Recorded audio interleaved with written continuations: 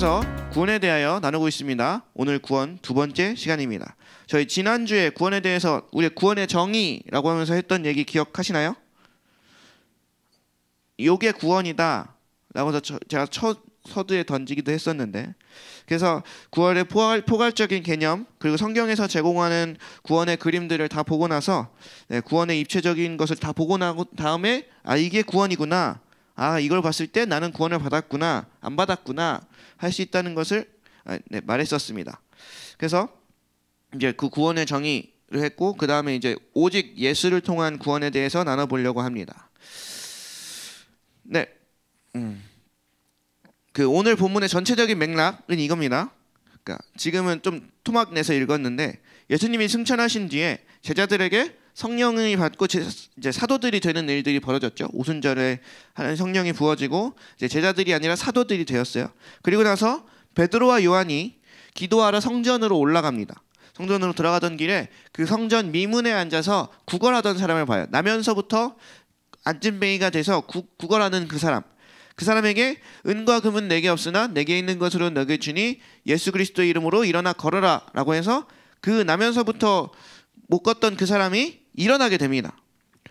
그래서 예수가 승천하신 이후에 엄청난 일이 다시 일어난 것을 보고 사람들이 솔로몬 행각에 막 모이기 시작했어요.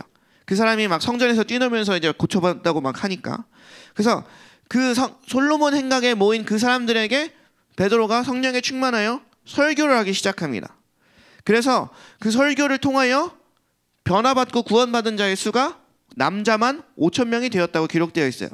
그렇게 설교하던 중에 이제 제사장들과 성전 맡은 자와 그 사두개인들이 이제 쫓아온 거죠. 그 소식을 듣고 쫓아와서는 예수님이 메시아라고 하는 게 싫어가지고 이제 그 베드로와 요한을 하루 동안 가둬놉니다. 그리고 그렇게 해서 그 다음 날 이제 그렇게 하루 가두고 5,000명이 변화되고 그렇게 하루 가두고 그 다음 날에 이제 그 베드로와 요한을 데리고 대제사장, 그 4절 5절부터 보면 장로들과 서기관들과 그 대제사장들과 막 그 이름 있다, 그 권세 있다는 사람들을 다 불러 모아놓고 이제 물어보는 거예요. 그게 7절입니다. 그렇게 해서 물어보는 게 7절이 너희가 무슨 권능으로 무슨 권세로 이런 일을 하느냐라고 물어보는 거죠. 그리고 오늘 읽은 본문은 그 질문에 대한 대답들입니다. 지난주에 제가 말씀드렸던 거 다시 한번 리마인드하면, 구원에 대한 포괄적인 개념은 뭐다? 죽음으로 요약할 수 있는 그런 모든 종류의 악이나 고난의 상황으로부터 건져지는 것. 그래서 모든 종류의 악이나 고난과 그런 질병이나 이런 모든 것으로부터 안전한 곳으로 옮겨지는 것, 그런 상태를 말한다. 이게 구원의 개념이다. 예, 기억나시죠? 그러면 질병으로부터 낫는 것도 큰 범주에서 보면 구원받는 거예요. 자, 보세요. 우리 아까 봤던 그 말씀 뭐가 있냐면 9절 보세요. 9절. 오늘 본문 말씀 9절. 한번 다 같이 읽겠습니다. 시작. 만일 병자에게 행한 착한 일에 대하여 이 사람이 어떻게 구원받았느냐고 우리에게 오늘 질문한다면. 자, 보세요. 병자에게 행한 일이 뭐예요? 낫게 하는 일이에요. 근데 이걸 뭐라고 표현해요? 어떻게 구원받았냐? 그러면 여러분, 치유에 대한 것도 구원에 포함돼야 안 돼요? 되는 거예요. 그러니까 우리가 구원받았다고 하면 질병으로부터의 치유도 포함되어 있는 겁니다. 여러분, 그래 여러분들께 여쭤볼게요. 만약 여러분에게 누군가가 당신은 어떻게 구원을 받았습니까? 라고 물어본다면 여러분 뭐라고 대답하시겠습니까? 당신은 어떻게 구원을 받았습니까? 아니면 좀 질문을 좀 그 전 단계로 가서 당신은 구원 받았습니까? 부터 시작해야 되나요? 자, 일단은 이 앞에 질문에만 집중해 볼게요. 오늘은 만약 여러분들에게 어떤 사람이 개인적으로 찾아와서 당신은 어떻게 구원을 받았습니까? 라고 묻는다면 여러분들은 뭐라고 대답하시겠습니까? 여러분, 맞아. 이거 얘기를 못 했는데 되도록이면 요쪽으로 붙어 주실래요? 제가 모니터링을 해보니까 요쪽 끝에 앉아있고 요쪽 끝에 앉아있으니까 제 눈이 이리로 갔다 저리로 갔다 하더라고요. 그래서 요쪽 끝에 붙여주시면 너무나도 감사하겠습니다. 제 눈이 이쪽으로 갔다가 저쪽으로 갔다가 완전 난리를 치더라고요. 네. 제 눈이 사팔뜨기가 되지 않도록 네. 네, 감사합니다. 감사합니다. 자, 나름대로 설명이 있겠죠. 누군가가 어떻게 구원받았습니까? 라고 물어보면 나름대로 설명이 있을 거예요. 이 내용을 조금 더 구체화해서 자기 내면도 한번 검토해보고 하려면 사실은 간증문이라는 걸 써보면, 나의 구원 간증문을 써보면 굉장히 좋은데요. 우리 교회는 이제 좀 다른 개념의 간증이긴 하지만 이제 띵크 양육이라는 걸 하고 간증문을 쓰게 되죠. 이제 제가 개인적으로 제가 청년 시절에 많은 이제 간증들을 듣게 되잖아요. 여러분들도 많은 수많은 간증들을 들었잖아요. 그런 경험들을 해봤던 걸 비추어 봤을 때 공통점들이 있었다는 걸 발견해요. 그러니까 다 그런 건 아닌데 무슨 완전히 어떤 통계 수치를 정확하게 뽑은 것도 아니에요. 그냥 제가 들어왔던 많은 간증들의 대다수 사람들이 나는 어떻게 구원을 받았습니다. 나는 어떻게 그리스도인이 되었습니다. 라는 것을 써내려가는 그 구원 간증문에 예수님의 이야기가 별로 없다는 걸 알게 됐어요. 한두 마디는 넣을 수 있죠. 그러니까 내가 왜 예수님을 믿게 되었는가 하면 뭐 이러면서 시작을 하든지, 아니면 나는 예수님을 믿고 따르기로 했습니다 라는 말을 쓰든지, 뭐 그 말을 쓸 수는 있는데 그 말을 전체적으로 써내려가는 그 모든 간증문 전체의 내용에 예수 그리스도의 이야기로 엮여져 있는가 라고 생각했을 때는 그간 들어왔던 간증들은 꼭 그렇지는 않은 것 같은데 라는 생각이 들었습니다. 여러분 다시금 자기 개인적으로 한번 돌아보세요. 나는 어떻게 구원을 받았는가? 나는 어떻게 믿게 되었는가? 여러분 이 질문을 할 때 이걸 우리가 스토리로 적어간다, 우리가 간증문을 적는다고 생각을 할 때 예수 그리스도의 이야기가 얼만큼 포함됩니까? 이걸 생각해 보셔야 돼요. 나는 어떻게 구원받았는가? 나는 어떻게 믿게 되었는가? 이걸 구원 간증문으로 쓴다고 생각할 때 예수 그리스도에 대한 얘기들, 예수 그리스도에 대한 그런 이야기가 얼만큼 들어가 있을까? 제가 경험한 많은 경우에 이 예수님의 이야기가 포함되지 않는 경우도 많이 있더라 라는 겁니다. 지금 사도들은 이 질문에 대해서 답을 하는데 이렇게 대파요. 어떻게 구원받았느냐고 묻는다면 하고 하면서 이제 쫙 설명을 하는데 그게 4장 10절입니다. 4장 10절. 4장 10절 보여주세요. 다 같이 읽겠습니다. 시작.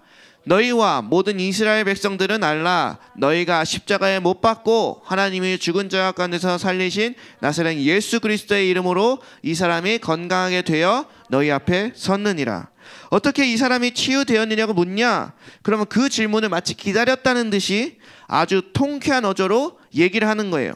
너희가 십자가에 못 박고 그 못 박아서 너희가 죽였는데 하나님이 다시 살리신 그분, 그 예수 그리스도의 이름으로 인하여 이 사람이 건강하게 됐다. 이 사람은 예수님을 인해서 건강해진 거야. 이 사람은 예수님을 인해서 구원받은 거야. 이걸 막 얘기하는 거예요. 자, 그 다음 또 보겠습니다. 11절 또 보겠습니다. 다 같이 읽을게요. 시작. 이 예수는 너희 건축자들의 버린 돌로서 집 모퉁이의 머릿돌이 되었느니라. 자, 어떻게 구원받았느냐? 여기에 대해서 제가 아까 말씀드렸죠. 예수 그리스도의 이야기가 별로 없다고.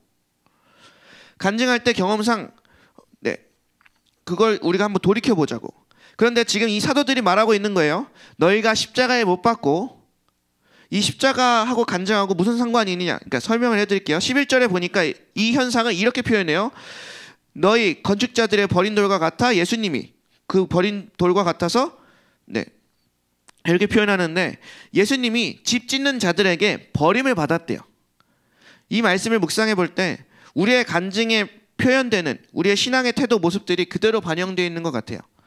그러니까 성경 곳곳에 내 믿음, 내 신앙생활을 건축해 나가는 것, 그 집을 건축해 나가는 것에 대해서 비유를 많이 하는데 이 거룩한 믿음 위에 자기를 건축해라. 또 다른 사람을 어떻게 이렇게 세워 나가는 것도 비슷한 표현들을 하죠. 집을 건축해 나가는 표현에서. 그럴 때 우리가 다양한 재료로 집을 어떻게 짓느냐에 따라서 이제 어려움을 당할 때 그게 무너지는 집이 될지 아니면 이제 꼿꼿이 서 있는 집이 될지에 대해서 설명도 하게 됩니다. 자, 보세요. 다양한 재료로 집을 짓는다. 어떻게 짓느냐에 따라서 그렇게 되는데, 그러면 내가 재료를 선택하잖아요. 내가 집을 짓는다고 할 때 재료를 선택하는데 그 재료가 내가 유용하다고 판단되는 것, 효용 가치가 있다고 판단되는 것들을 집을 짓죠. 만약에 이건 좀 하자가 있는 재료인데 이건 좀 약간 싸구려인데 라고 하는 것들은 그걸로 집을 짓는 사람들은 별로 없겠죠. 자, 그런데 예수님이 건축자들의 버린 돌이 되었다는 건 그렇게 믿음의 건축을 하는데, 구원의 건축을 하는데 예수님이 마치 버려진 것과 같이 버려져 있다는 겁니다. 다시 말하면 많은 사람들이 자신의 인생을 세워가는데, 자신의 신앙생활을 세워가는 데 있어서 예수님을 바라볼 때 쓸모가 없어 보인다는 거예요. 그래서 예수님이 버려졌다는 겁니다.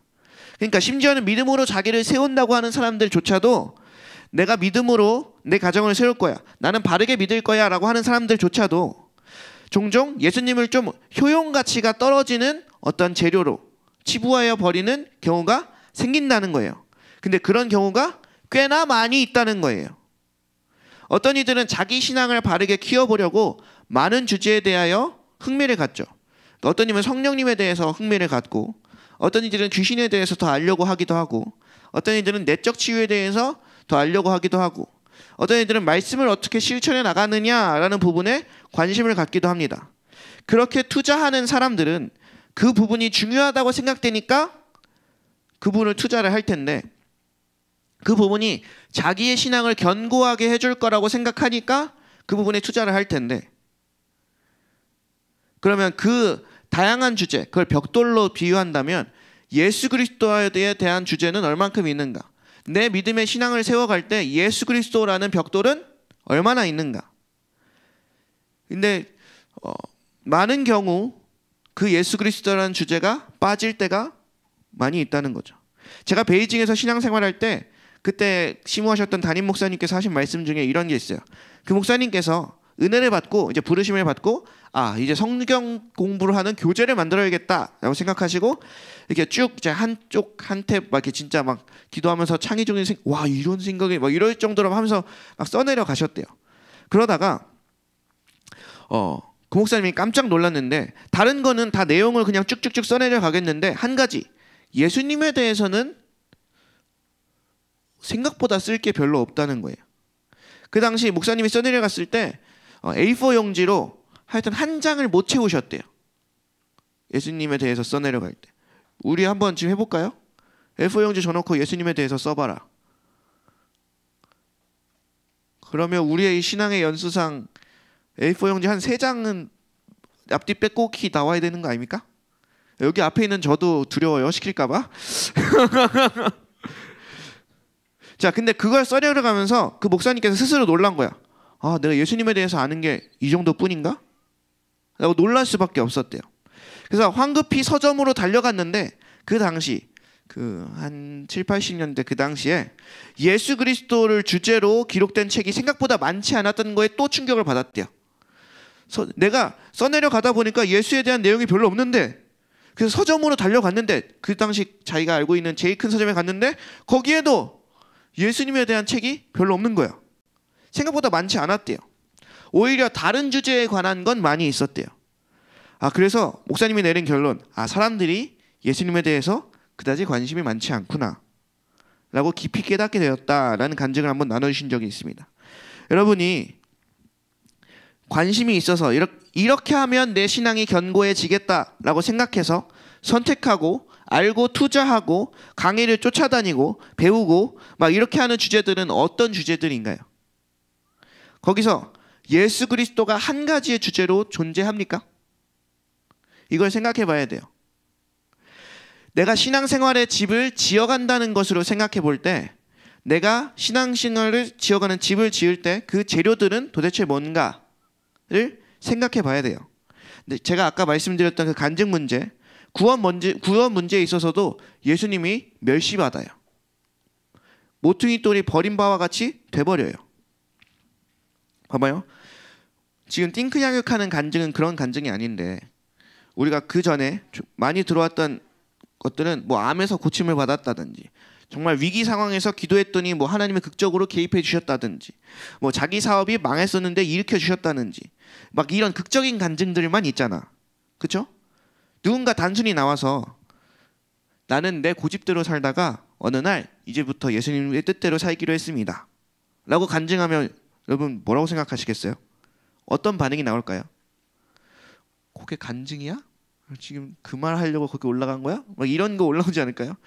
진짜 그냥 간증하라 그랬더니 뭐 제가 뭐 17살 때까지는 제 마음대로 살았다가 18살에 이제 주님 만나고 이제 주님 뜻대로 살기로 했습니다. 이렇게 담백하게 얘기한다고 쳐봐요. 우리가 익히 알고 들어왔던 간증들하고 좀 다른 거 아니에요? 예. 여러분 이 세종중문교회 안에만 있었다면 이거에 동의하지 못할 거예요. 하지만 다른 곳에 가서 간증들을 많이 듣다 보면 이런 것들이 동의가 될 겁니다. 자, 봐봐, 내가 그냥 예수님 믿고 나는 이렇게 되었습니다, 이렇게 변했습니다라고 하면 다들 그건 나도 알고 있어 라는 표정으로 이제 할 거 아니에요? 뭔가 극적인 변화, 뭔가 극적인 막 이렇게 스펙타클한 뭔가. 그래서 여러분에게 간증을 시키면 어려워하는 이유가 뭐예요? 나한테는 그런 극적인 게 없는데 어떡하지? 막 찾고 또 찾는데 없어. 그래서 간증을 못한다고 하는 사람이 너무 많잖아요. 자, 자기 간증에 예수 그리스도가 차지하는 비율이 없는 거죠. 그런 건. 그러면 그리스도의 역할을 모르거나 아니면 그리스도의 이야기가 아직까지는 그 사람에게 유치해 보이거나 실제로는 그리스도의 이야기가 중요하지 않다고 여기기 때문에 그런 반응들이 나오는 겁니다. 자, 성경은 이렇게 말하면 다시 한번 볼게요. 4장 11절입니다. 사도행전 4장 11절 다시 한번 읽겠습니다. 시작. 이 예수는 너희 건축자들 버린 돌로서 집 모퉁이의 머릿돌이 되었느니라. 이 말이 뭐냐면 예수 그리스도를 쓸모없다고 버렸는데, 쓸모없다고 판단돼서 버렸는데, 내 신앙생활을 유지하는데도 별로 도움이 안 돼 하고서 버렸는데, 예수님은 깊이 알기를 그래서 우선순위에서 밀어내 버렸는데 나중에 보니까 이게 머릿돌이었네, 이게 완전한 중심의 주춧돌이었네 라고 알게 된 거예요. 여러분 머릿돌이 없으면 집이 건축이 안 됩니다. 구성이 안 됩니다. 나중에 세월이 흘러가면서 우리는 깨닫게 되는 거예요. 알게 되는 거예요. 예수님 없이는 아무것도 아니었구나. 예수님 없이는 안 되는 거였구나 라고 알게 된다는 거예요. 자, 사도행전 4장 12절을 볼게요.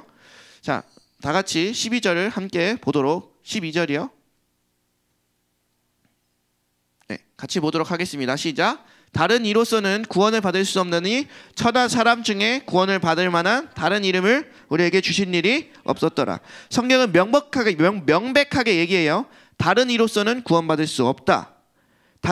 달리 번역하면 다른 존재 안에는 구원이 없다. 이 말이에요. 다른 존재들 안에는 구원이 없다. 천하 사람 중에 구원받을 만한 다른 어떤 일을 통하여서든 구원받을 수 있는 그런 존재가 없다. 그 말입니다. 이렇게 예수님도 믿는 사람조차도 예수님을 쓸모없는 재료처럼 취급해서 인용을 잘 안 해요. 그렇게 버리게 되는 주요 이유는 성경은 이렇게 설명합니다. 사도행전 13장에 가볼게요. 사도행전 13장 26절 27절 같이 읽겠습니다. 시작. 형제들아, 아브라함의 후손과 너희 중 하나님을 경외하는 사람들아, 이 구원의 말씀을 우리에게 보내셨거늘 예루살렘에 사는 자들과 그들 관리들이 예수와 및 안식일마다 외우는 바 선지자들의 말을 알지 못함으로 예수를 정죄하여 선지자들의 말을 응하게 하였도다. 잘 보세요. 이거 띄워주세요. 27절을. 왜 예수님을 버렸느냐 보면은 예수와 및 안식일마다 외우는 바 선지자들의 말, 성경. 그러니까 다시 말하면 예수님과 성경을 잘 알지 못하기 때문이래요. 예수님을 버리는 이유는 그가 예수 그리스도를 알지 못하기 때문이고 또한 성경을 알지 못하기 때문이다. 그래서 예수님을 버린다. 누구한테 하는 말이에요? 그러니까 제사장들과 바리새인과 서기관들한테 하는 얘기예요. 자, 그래서 13장 28절을 한 번 더 보면, 사도행전 13장 28절을 한 번 더 보면 죽일 죄를 아직 하나도 찾지 못하였으나 빌라도에게 죽여달라 하였으니. 자, 버리게 되는 주요 이유, 예수님이 내 간증문을 썼을 때 잘 등장하지 않는 이유, 아직 예수님을 모르기 때문이에요. 성경도 모르기 때문이에요. 여러분, 예수 그리스도와 그 예수 그리스도가 어떤 분인지를 설명하는 성경에 대해서 관심을 가지시고 주목할 수 있게 되기를 소망합니다. 축복합니다. 성경은 이렇게 설명해요. 이렇게 예수님이 왜 중요한가 이런 부분에 있어서 요한복음 3장 14절부터 이렇게 설명합니다. 14절을 보면 모세가 광야에서 뱀을 든 것 같이 인자도 들려야 한다. 여기 이 사건 아시죠? 이 사건 아시죠? 광야에서 불뱀 사건으로 사람들이 많이 죽게 됐을 때 놋뱀을 달아서 장대에 매달아 올리니까 그걸 보면 살아났어요. 믿고 본 사람들은 살아났어요. 이 사건은 예를 들어 설명하면서 예수님께서 광야에서 뱀을 뜬 것 같이 예수님도 들려줘야 된대요. 왜 예수님을 높이 들어요? 보게 하려고 하는 거잖아요. 예수님을 주목하게 하려고 하는 거예요. 근데 하나님은 왜 그렇게 주목하게 하려고 하시냐? 3장 15절입니다. 이는 그를 믿는 자마다 영생을 얻게 하려 하심이니라. 예수님을 성경에서 자꾸 부각시키는 이유, 예수님을 믿는 자마다 영생을 얻게 하기 위함이래요. 그런데 성경은 계속해서 설명을 해요. 16절 17절 두 번을 걸쳐서 왜 그를 믿느냐 설명을 합니다. 우리가 너무나도 잘 아는 구절이죠. 함께 읽겠습니다. 시작. 하나님이 세상을 이처럼 사랑하사 독생자를 주셨으니 이는 그를 믿는 자마다 멸망하지 않고 영생을 얻게 하려 하심이라. 자 보세요. 이게 무슨 말이냐면 하나님이 그렇게 작정하셨대요. 예수님을 믿는 자마다 영생을 얻게 하시려고 작정을 하셨대요. 그래서 예수님을 믿으면 구원받는 이유가 바로 그거래요. 17절도 보면 이렇습니다. 하나님이 17절이요. 요한복음. 네. 하나님이 그 아들을 세상에 보내신 것은 세상을 심판하려 하심이 아니요 그로 말미암아 세상에 구원을 받게 하려 하심이라. 똑같은 내용입니다. 하나님이 예수 그리스도를 이 땅에 보내신 이유는 예수로 말미암아 예수를 통하여 세상이 구원을 받게 하려고 그래서 보냈대요. 그랬기 때문에 예수님을 믿으면 구원을 받는데요. 자, 이걸 요약하면 이렇게 되는 겁니다. 이걸 요약하면 예수 그리스도를 믿는 자가 구원을 받는 이유는 하나님께서 예수 그리스도를 믿는 자가 영생을 얻을 것이며 예수 그리스도를 통하여 구원받게 하시려고 작정하셨기 때문이래요. 이게 지금 요한복음이 설명하는 그 이유예요. 말하자면 살아나는 길, 우리가 구원받는 길, 우리가 위기를 벗어나고 물에서 건져내어 안전한 상태에 이르는 그 길은 예수 그리스도를 믿는 길밖에 없다라는 거예요. 이게 명확해요. 예수 그리스도가 굉장히 성경의 중심에 부각되어 있어요. 자, 한 군데 더 보겠습니다. 요한복음 10장 9절입니다. 요한복음 10장 9절 다 같이 읽을게요. 시작. 내가 문이니 누구든지 나로 말미암아 들어가면 구원을 받고 또는 들어가며 나오며 꿀을 얻으리라. 나로 말미암아 들어가면 구원을 받고 예수님 자기가 문이래요. 어떤 방 안에 들어가려면 문을 열고 들어가야 되잖아요. 문이 시작점이에요. 구원에 관한 예수님이 시작점이에요. 그러니까 우리는 다시 처음의 질문, 그 질문으로 돌아가면 여러분의 구원의 시작점은 무엇입니까? 여러분들이 생각할 게 여러분의 구원 무엇 때문에 처음에 교회를 다니기 시작했으며 무엇 때문에 처음에 믿게 되었는가? 그 출발점이 뭐였는가? 여기서 여러분 오해하지 마세요. 나를 봐봐요. 이거 잘 이해하셔야 돼요.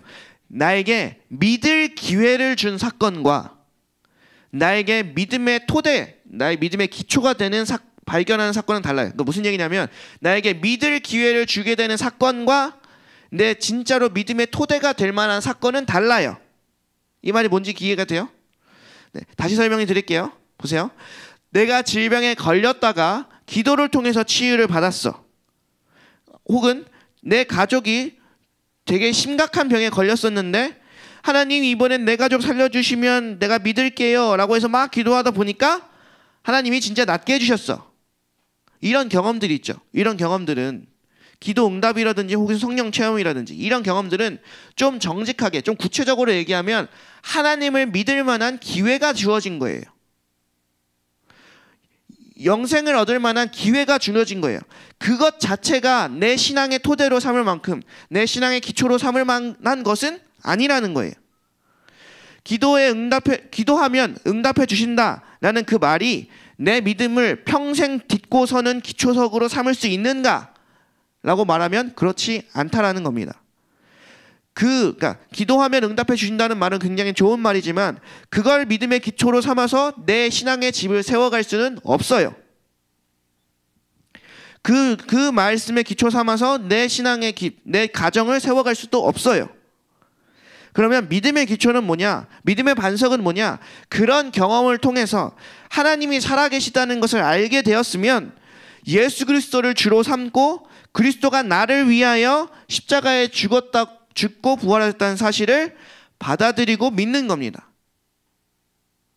여태까지 쭉 설명한 것처럼 이것을 통하여 예수 그리스도를 믿게 돼야지만 우리는 바른 믿음의 토대 위에 서는 거예요.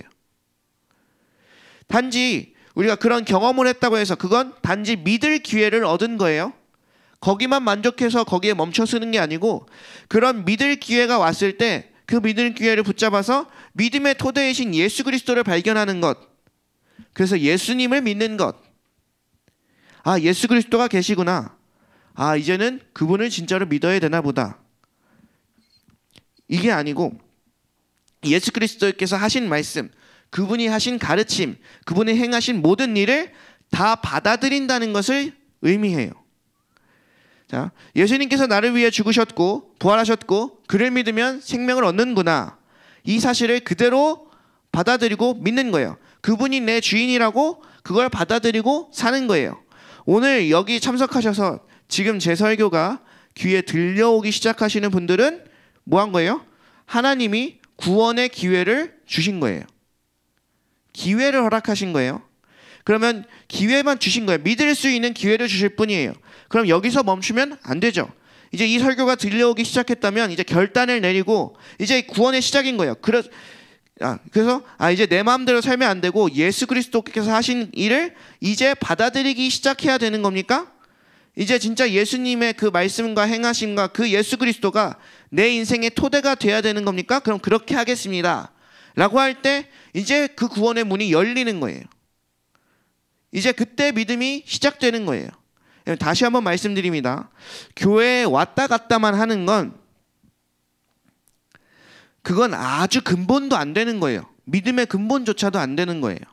그리고 내가 어떤 체험을 했다 할지라도 그것은 믿을 기회를 얻은 거고 그게 구원의 시작은 아니라는 겁니다. 그런 경험을 했다는 건 그냥 하나님이 도와주시고 계신 거죠. 그러면 그 기회를 놓치지 말고 그 안에서 예수를 발견하는 일들이 필요하고, 그래서 그 안에서 예수를 발견해서 그 예수님께 무릎 꿇는 일이 필요한 겁니다.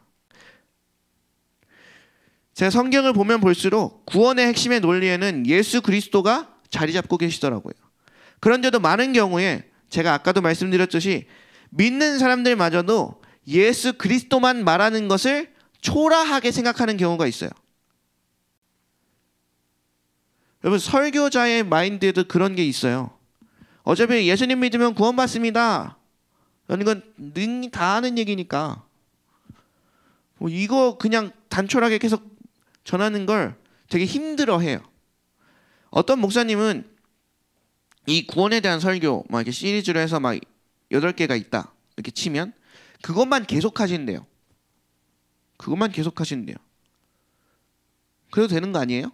예수님을 전하면 되는 거 아니에요? 안 되나? 근데 그렇게 전하다 보니까 한 1년 전하니까 성도들이 제발 딴 거 하자고, 나 다 외워버리겠다고. 아니 그러니까 토대는 똑같고 예시도 바꾸고 막 이러면서 이제 1년 동안 전하셨는데 우리 목사님 설교는 8개면 끝난다고 막 이러면서 다들 무시했대. 그러면 그게 왜 나와요? 근데 실제로 그들이 구원을 받았냐고 물어보면 또 그건 아니야. 나는 예수 그리스도 때문에 구원을 받았습니다. 이 말을 초라하게 생각하는 경우가 많다고요. 어떤 사람이 간증할 때 단지 나는 이렇게 살아왔는데 이러다가 나는 주님을 만났습니다. 그래서 예수님을 믿게 되었습니다 라고 말만 하고 내려가면 참 싱겁다. 어떻게 저걸 간증이라고 하지? 라고 하는 경우가 있다는 거예요.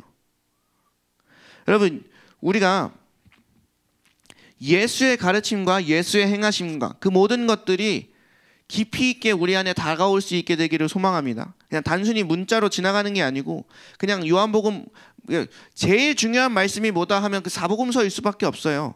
예수님에 대해서 말한 것. 여러분 보세요. 회개의 문제도 똑같습니다. 회개에 대해서 이런 질문을 받아본 적이 있어요. 죄를 실컷 지어놓고 한두 문장으로 회개합니다 라고 하면 죄가 없어지냐? 그런 게 어딨냐? 막 이런 질문을 받아본 적이 있어요. 그때 제가 이제 막 훈련 받고 있을 때여가지고 우리 신학생이요, 그런 질문을 도전적으로 받으면 어떤 대답을 하시겠습니까? 실컷 죄를 지어놓고 한두 문장으로 회개한다고 해버리면 죄가 없어지는 거예요? 그런 게 어딨어요?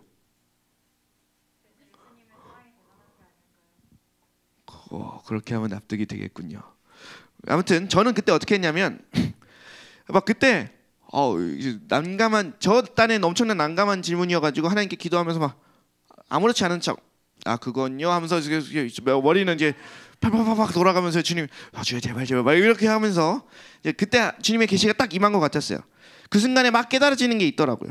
맞아, 내가 실컷 죄를 지어놓고 난 다음에 내가 죄 지은 거 잘못했네. 내가 죄를 지었기 때문에 우리 가정에 이렇게 됐네. 그걸 후회하고 주님 앞에서 내가 이걸 잘못했어요, 이젠 안 그럴게요, 이렇게 말을 했다고 죄가 없어지냐? 그건 아니에요. 뭘 놓치고 있는 거죠. 뭘 놓쳤을까요? 자, 보세요. 뭔가를 놓쳤는데 그렇다고 해서 이건 아니에요. 그러면 지금부터는 그렇게 하면 안 되고 다음부터는 열심히 살아야 된다는 말이지, 회개에 합당한 열매를 맺으라는 말이지, 이렇게 말하는 것도 아니에요. 이걸 잘 봐야 돼요. 봐봐요. 내가 죄를 지었고 그걸 말 한두 마디 한다고 사라지는 게 아니에요. 그렇다고 해서 이제 그 말이 이제는 회개했으면 회개에 합당한 열매를 맺어라는 거지, 이 말도 아니라는 거예요. 잘 보세요. 무엇을 놓쳤는가? 답을 드리자면 내가 나의 죄의 문제를 회개함으로 처리받을 수 있는 것도 예수 그리스도께서 나를 대신하여 십자가에서 그 죄의 값을 받으시고, 그러니까 대가를 지불하셨기 때문에 그 토대가 완성되었다는 것이 들어가야 된다는 거예요. 무슨 얘기냐면 내가 죄를 짓고 그걸 한두 마디로 회개해서 죄가 없어지냐? 그렇게 하면 안 없어지죠. 다만 주님께서, 예수님이 그 죄의 대가를 지불하셨다. 그래서 그걸 믿음으로 받고, 그래서 그거 다음에 이제 회개의 얘기가 나오면 그건 사라지는 게 되는 거죠. 자, 보겠습니다. 로마서 4장 25절, 이걸 세 번역으로 한번 보여주세요. 로마서 4장 25절.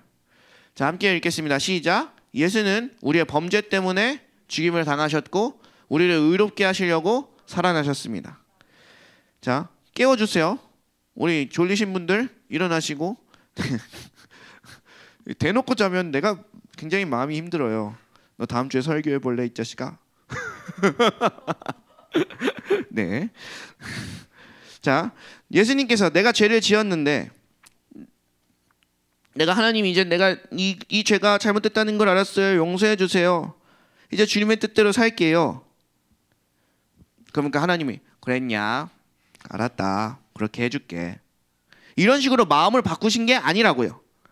그러니까 재판장에서 그냥 피고인이 있는데 너무 후회하고 후회합니다 라고 했을 때 재판장이 얘 후회한대요. 이제 죄 면해 줄게요.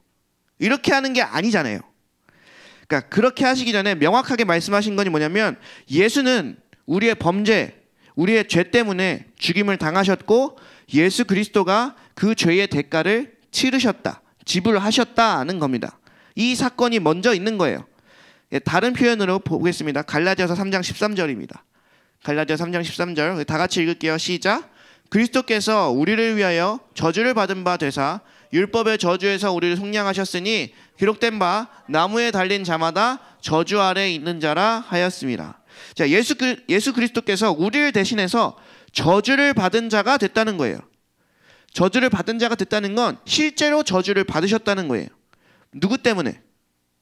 누구 때문에? 나 때문에. 내가 받아야 할 죄의 저주를 법을 어기면서 내가 받았어야 할 그 법의 대가, 그 죄의 저주를 예수 그리스도께서 받으셨다는 거예요. 이게 기초가 되어 있는 거예요. 자, 한 구절 더 보겠습니다. 마가복음 10장 45절입니다. 마가복음 10장 45절 시작. 인자가 온 것은 섬김을 받으려 함이 아니라 도리어 섬기려 하고 자기 목숨을 많은 사람의 대속물로 주려고 함이라. 그러니까 우리가 구원론, 우리가 구원받았다라는 이 사실에 대해서 이 대속물의 개념, 대가를 지불하고 그 대가를 지불함 때문에 내가 구원받았다는 게 빠지면 안 되는 거예요. 우리가 많은 자들을 구원하기 위해서 우리가 죄를 범하여 포로된 그 상태에서 몸값으로 예수의 생명, 그 자기의 목숨을 내어주셨대요. 그러니까 우리가 그냥 단순히 예수님 믿고 구원받았다, 이 문장 사이에는 이 엄청난 일이 있었다는 거예요. 다시 설명해 드릴게요. 예수 그리스도께서 나 대신 벌을 받으셨기 때문에 예수 그리스도의 그 사역을 근거로 내가 죄를 그러니까 내가 죄를 회개할 때 용서함을 받는 거예요. 예수 그리스도께서 나의 죄를 대신하여 죽어주신 그 사건이 없이는 내가 아무리 회개한들 이루어지지 않아요. 근거가 없는 거예요. 여러분, 근데 예수께서 나를 대신하여 죽으셨다. 예수께서 나를 대신하여 죽으셨다. 이 말을 들을 때 무슨 생각이 드시나요? 제가 여기서 표정을 볼 때는 그거 다 아는 얘기. 그거 다 아는 얘기니까 감각이 별로 없어요. 이런 표정들인데, 네. 자, 저도 사실 이런 얘기들 할 때 어떤 설교자는, 어떤 목사님은 이 설교를 하시면서 눈물에서 눈물이 핑 도시면서 이제 예수님이 우리를 위해 죽으셨습니다. 이렇게 말씀하시더라고. 예수님이 십자가에 못 박히셨습니다. 막 이렇게 하면서 막 눈물이 핑 돌고 막 이렇게 막 전심을 전하는 막 이렇게 하는 것처럼 보이더라고. 나도 지금 눈물이 오려고 그래요. 눈물 한번 네. 네. 그러면서 그 설교자를 볼 때, 그 목사님 볼 때 제가 그렇게 생각한 적도 있기는 해요. 아, 또 저렇게 감성팔이 하는구나. 그러니까 눈물로 이렇게 할 때. 네, 이런 생각도 해보고 이제 좀 곱지 않은 시선으로 본 적도 있어요. 근데 나중에 보니까 그분은 복음 얘기만 하면 눈물을 흘리시는 분이시더라고요. 정말로. 진짜 어떤 분들은 전도 이야기 혹은 예수님이 영혼 구원하는 이야기 뭐 이런 얘기들만 하면 눈물을 흘리시는 분들이 있어요. 저는 그분이 이상하다고 생각했어요. 근데 나중에는 알게 됐죠. 저분들이 이상한 게 아니고 내가 이상한 거다. 따라하세요. 저분들이 이상한 게 아니고 내가 이상한 거다. 예수 그리스도의 십자가를 볼 때 눈물이 핑 안 돌아오면 누가 이상한 거라고? 내가 이상한 거예요. 내가 완악하구나. 내가 완악하구나. 나를 위하여 그 영원한 죽음에서 나를 위하여 그 대가를 지불하신 그분이 있다는 사실이 있는데도 아무런 반응도 하지 않고 있는, 오히려 혀를 차고 있는 나는 완악한 자구나. 여러분, 오늘 전할 내용을 거의 다 전했어요. 성경 내용을 보니까 우리 구원의 핵심부에, 구원의 모든 사건의 중심부에 예수 그리스도가 계시더라고요. 여러분, 앞으로 여러분이 쓰게 될 간증들 혹은 여러분이 하게 될 신앙생활에서 예수 그리스도가 차지하는 비중이 점점점 커가시기를 축복합니다. 그 전에도 여러분 예수님 그리스도를 더 알 수 있는 지혜를 달라고 기도하시기 바랍니다. 여러분, 그래서 예수 그리스도께서 예수 그리스도께서 행하신 일, 그 일 자체를 받아들이는 게 믿음이에요. 어떤 사건을 통해서 하나님이 초자연적인 분이시라는 걸 깨닫게 되는 게 믿음이 아니고, 그 믿음은 나를 구원하지 못하는 믿음이에요. 초월적인 존재가 있다는 믿음, 그 초자연적인 현상이 있다는 것을 믿는다고 해서 그게 나를 구원하는 게 아니고, 예수 그리스도를 믿는 것, 예수 그리스도가 하나님이신 그분이 이 땅에 오셔서 나를 대신하여 죄의 대가를 다 지불하시고 부활하셨다는 그 사실을 믿는 것, 그것만이 우리가 살아나는 길이고 구원받는 길이라고 성경은 분명히 얘기하는 거예요. 자, 그러면 우리가 이렇게 질문할 수 있어요. 구원이 모든 종류의 악과 죽음의 현상 그런 것으로부터 완전히 구원받는 것, 완전히 온전케 되는 것이라면 그 내용에는 질병의 치유나 관계의 문제의 회복이나 가정의 회복이나 이 모든 것이 다 포함될 텐데, 그러면 그 모든 문제가 예수 그리스도를 통하여 해결되는 게 가능한 일이냐? 이런 질문을 한다면 성경이 답하는 바는 그렇다입니다. 예수면 다 된다라는 겁니다. 예수면, 예수 그리스도만 있으면 깨어진 관계가 회복될 수 있고 무너진 가정이 살아날 수 있고 모든 질병이 고쳐질 수 있다라고 말하는 게 성경의 결론이라는 거예요. 어떻게 이게 가능한가? 거기에 대한 상세한 설명들은 어떤 면에선 우리가 삶으로 증명해야 되는 부분들이에요. 우리가 하나님의 말씀대로 살아가면서 삶으로 그 구원을, 총체적인 그 구원을 경험하면서 간증하는 사람들이 됐으면 좋겠습니다. 그래서 우리의 삶을 주목하고 있는 많은 눈들이 우리를 보고 그 간증을 듣고 저렇게 사는 게 맞구나, 예수 그리스도만 믿고 사는 것이 맞구나 라는 결론을 갖게 되도록 하는 건 우리의 몫이에요. 성경은 이미 결론을 냈어요. 예수면 다다. 그러면 이 성경을 믿는 우리라면 이걸 삶으로 녹여내야 돼요. 아멘. 그래서 우리가 다음 주에 한번 다 같이 구원 간증문 써오기 해볼까? 그래서 이 설교 들었다고 다 예수님 믿고 구원 받았습니다. 한 구절만 써오는 거 말고 딱 우리 5분씩 간증하자 하면 예수 그리스도 그분이 구원이십니다. 이렇게만 끝내는 거 말고 우리의 삶에서 예수 그리스도가 드러나야 돼요. 그분만이 우리의 간증의 전부예요. 뭐 능력 받았다 뭐 이렇게 이것도 되게 중요하지만 그건 다 그 기초 반석 예수 그리스도 위에 세워져야 되는 거예요. 그거 없이 그냥 단순히 실제로 근데 그게 가능해요. 예수 그리스도가 내 안에 없는데도 막 이렇게 뭘 보고 뭘 알게 되고 막 이런 것들이 가능해. 근데 그거는 얼마 못 가서 곧장 무너집니다. 진짜 믿음의 반석은 예수 그리스도밖에 없어요. 그 행하신 일과 그분의 말씀 그밖에 없어요. 그래서 우리가 이 결론을 가지고 이 간증으로 예수 그리스도가 나타나는 삶을 살아내는 우리 모두가 됐으면 좋겠습니다. 네, 반주를 해주시고 우리 같이 함께 찬양하고 기도하도록 하겠습니다. 네. 그는 아무런 죄도 없이 라는 찬양을 할 건데 네.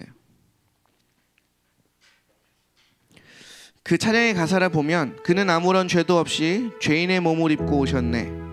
아직 끝나지 않은 죄의 값을 모두 갚으셨네. 죽어야 할 나와 영원한 죽음 사이 가로막으신 예수 대신 죽으신 와 다시는 죽지 않을 생명을 주기 위해 홀로 죽으신 예수 하나님 어린 양. 네, 이 찬양의 가사가 이 죄의 대가를 다 치르신 예수 그리스도를 정말로 잘 나타내는 것 같아요. 그래서 우리 모든 믿음의 고백을 담아 이것을 전심으로 함께 찬양하고 기도하기를 소망합니다.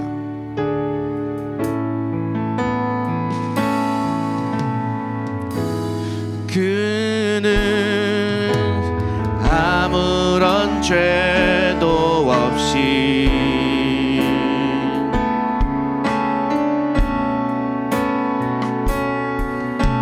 죄인의 몸을 입고 오셨네.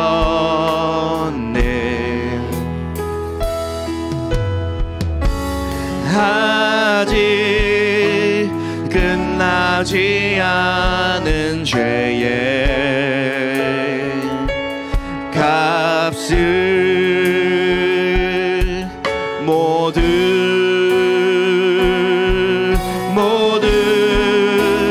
갚으셨네. 죽어야 할 나와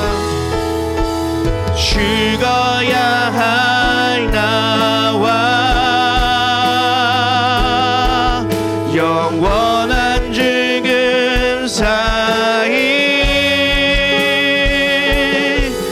가로막으신 예수 대신 죽으신 왕 다시는 죽지 않을 생명을 주기 위해 홀로 죽으신 예수 하나님 어린 양. 그는 우리 고통을 지고 좀 빠르게 할게요. 우리 고통을 지고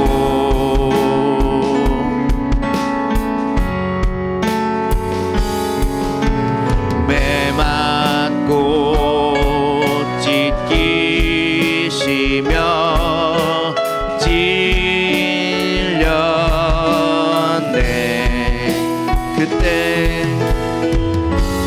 그때 날 위해 흘리셨던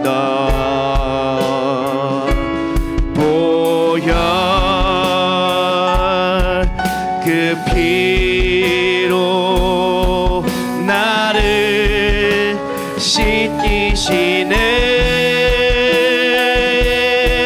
죽어야 할 나와, 죽어야 할 나와, 영원한 죽음 사이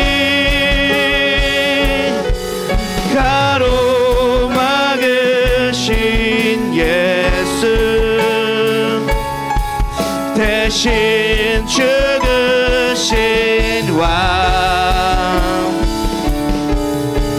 다시는 죽지 않을 생명을 주기 위해 홀로 죽으신 예수, 하나님 어린, 죽어야 할 나와, 죽어야 할 나와, 원한 죽음 사이에 가로막으신 예수, 대신 죽으신 왕, 다시는 죽지 않을 생명을 주기 위해 홀로 죽으신 예수, 하나님 어린 양.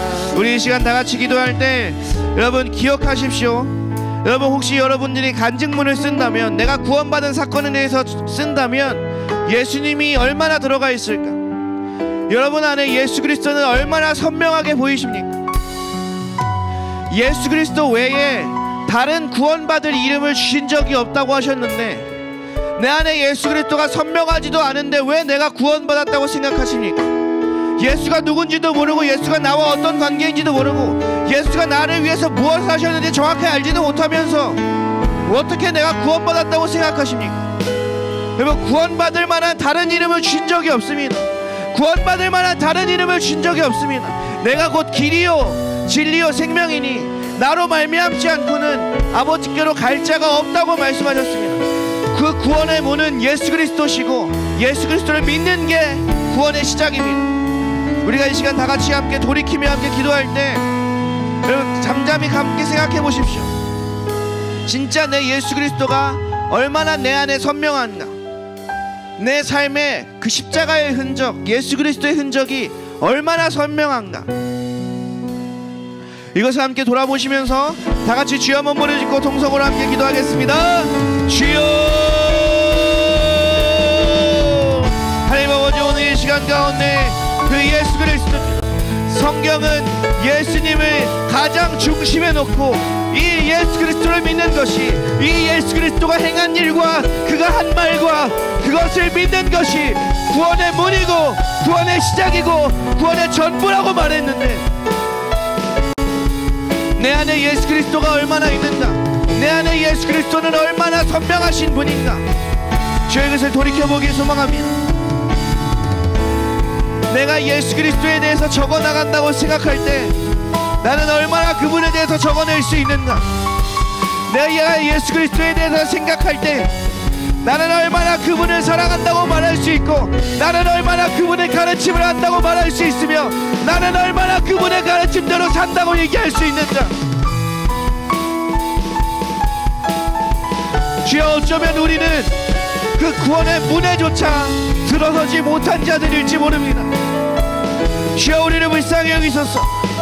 주여, 우리를 불쌍히 여기소서. 정말로 그 구원의 문이신 예수 그리스도를 제대로 믿고, 그 구원의 문이신 예수 그리스도를 내 믿음의 기초, 그 반석으로 삼게 하여 주시옵소서.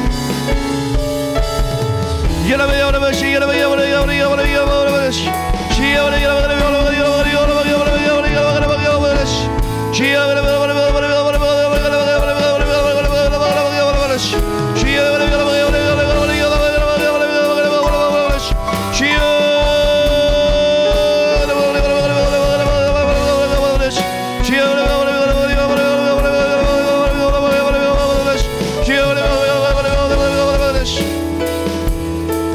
우리 한 가지 더 같이 기도하실 텐데, 여러분 회개에 대해서 말씀드렸죠.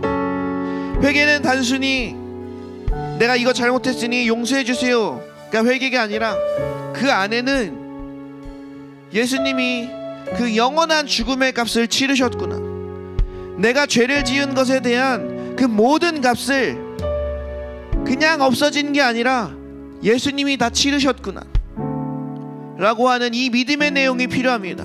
그 믿음의 내용이 담긴 회개가 진짜 죄사함을 가져옵니다. 여러분, 그럼 여기서 우리는 인정해야 될 것이 하나 있어요. 내가 지은 죄가 그만큼 크다는 거. 내가 지은 죄가 예수님이 오셔서 죽어야 했을 만큼, 예수의 생명을 지불했어야 할 만큼 엄청나게 큰 대가를 요구하고 있었다는 것. 나는 그런 죄인이었다는 것. 근데 그러한 죄인인 나를 지금 내가 구원받기 위해서 한 게 아무것도 없잖아요.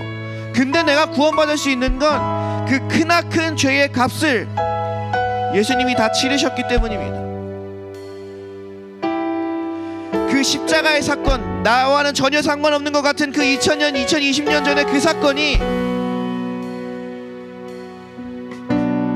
그 사건으로 말미암아 내 모든 영원한 죽음을 가져올 그 죄의 문제가 해결되었다는 것을 믿는 사람들이 구원받은 겁니다. 우리 이 시간 같이 기도할 때, 주님, 내가 죄인입니다. 내가 죄인 중에 괴수입니다. 나의 죄가 나에게 영원한 죽음을 가져두기에 합당한 그 엄청난 죄의 대가를 내가 이제 깨달았습니다. 그렇기에 다시금 주님께 요청합니다. 이 죄의 대가를 주님의 십자가로 다시 올려놓습니다. 내 죄의 대가를 주님의 십자가로 다시 올려놓습니다. 그리하여 주님께서 죽으신 그 십자가에서 나도 같이 죽고, 그리고 주님이 다시 부활하신 그때에 나도 함께 부활하는 그 구원의 역사가 다시 한번 내 안에 있게 하여 주시옵소서. 다시 한번 내 안에 있게 하여 주시옵소서. 우리 이 시간 다같이 나의 구원의 문제를 놓고 주여 한번 크게 부르짖고 동성으로 다 함께 기도하겠습니다. 주여,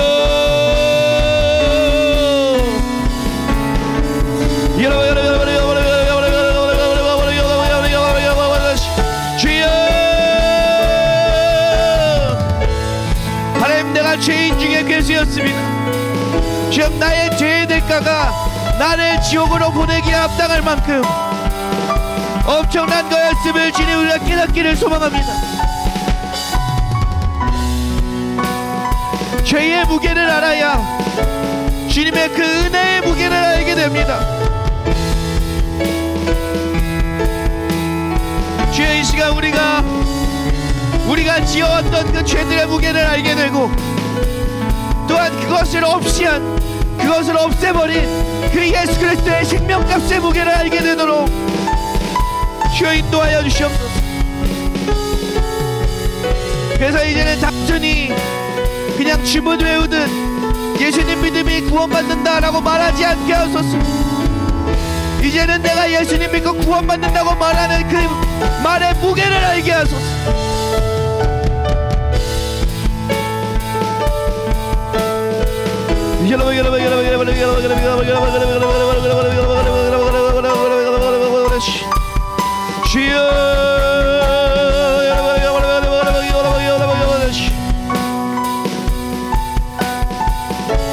그 예수 그리스도의 십자가, 그 죽음과 부활이 내 심령 안에 선명히 박히게 하여 주시옵소서. 같이 기도하는 모든 자들의 심령 안에 그 예수 그리스도의 죽으심과 그 부활하심이 온전히 심기게 하여 주시옵소서.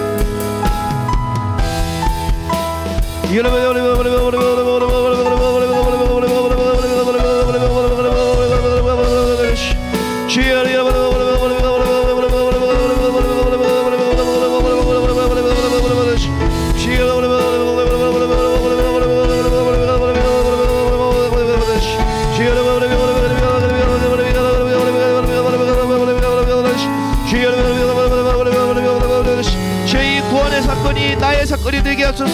이 구원의 사건이 우리의 사건이 되게 하소서.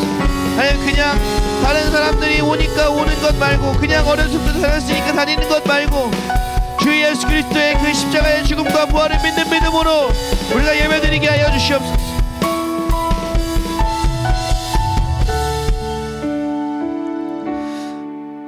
하나님 아버지 감사합니다. 주님은 성경이 명백하게 말하는 바는 구약을 요약하면 이제 오실 메시아 예수 그리스도이고, 신약을 요약하면 이미 오신 예수 그리스도라 했는데, 주여 내 신앙의 중심에는 예수가 선명하지 않습니다. 내 구원의 중심에 예수 그리스도가 선명하지 않습니다.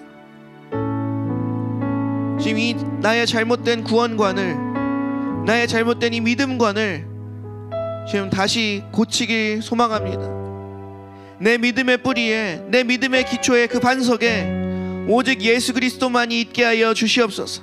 나의 그 어떤 행함이나 나의 그 어떤 지식이 있는 게 아니라 예수님께서 하신 말씀과 예수님께서 행하신 그 행함과 오직 그 죽으심과 부활하심이 내 믿음의 기초의 반석에 있어서 구원의 시작점이 되게 하여 주시옵소서.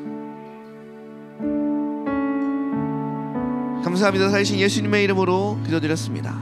아멘, 아멘. 자, 우리 모두 다 같이 주기도문 하심으로 예배를 마치도록 하겠습니다. 하늘에 계신 우리 아버지여, 이름이 거룩히 여김을 받으시오며 나라의 임하옵시며 뜻이 하늘에서 이루어진 것 같이 땅에서도 이루어지이다. 오늘날 우리에게 일용할 양식을 주옵시고 우리가 우리에게 죄 지은 자를 사하여 주고 우리의 죄를 사하여 주옵시고 우리를 시험에 들게 하지 마옵시며 다만 악에서 구하옵소서. 나라와 권세와 영광이 아버지께 영원히 있사옵나이다. 아멘, 아멘, 아멘. 네.